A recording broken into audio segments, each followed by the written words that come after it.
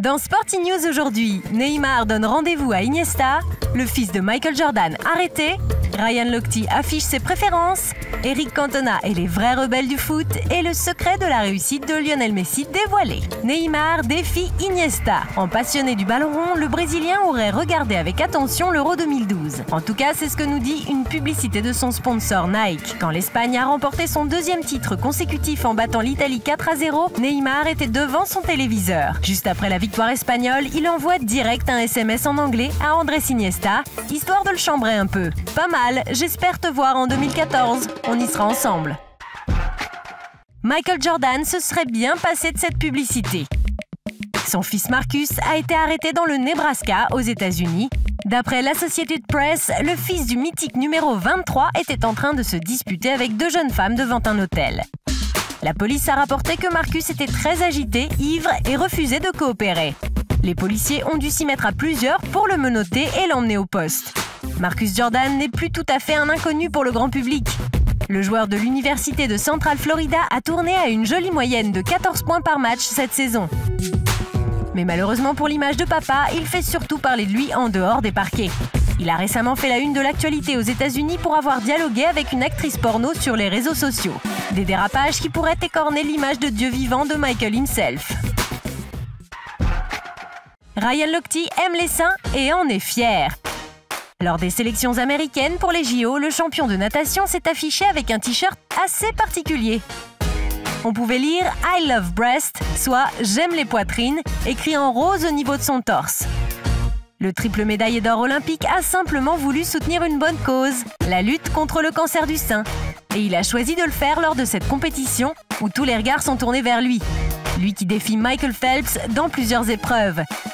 C'est le premier round d'un duel qui sera aussi l'attraction des JO de Londres. Eric Cantona, meilleur acteur que chanteur. L'ancien footballeur est monté sur scène lors d'un concert à Lyon, à la demande de Mick Jones, l'ancien guitariste des Clash. Le King a fait les chœurs, paroles à la main, sur le tube « Should I Stay or Should I Go ?». La performance ne restera pas dans les annales du rock'n'roll.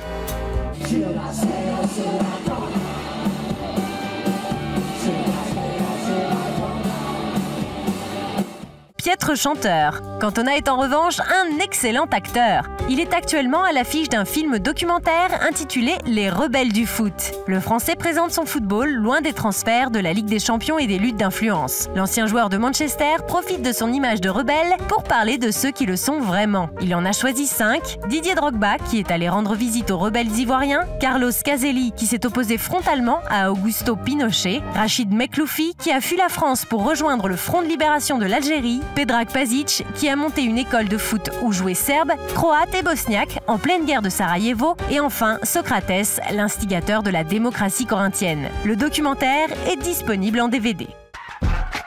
Adidas use et abuse de Lionel Messi. La marque aux 3 bandes sort une nouvelle publicité avec la star du FC Barcelone. Le triple ballon d'or nous livre cette fois son secret pour réussir, et il n'y a pas de miracle. Du travail acharné, jour après jour, année après année. Cela m'a pris 17 ans et 114 jours pour atteindre la gloire en une soirée.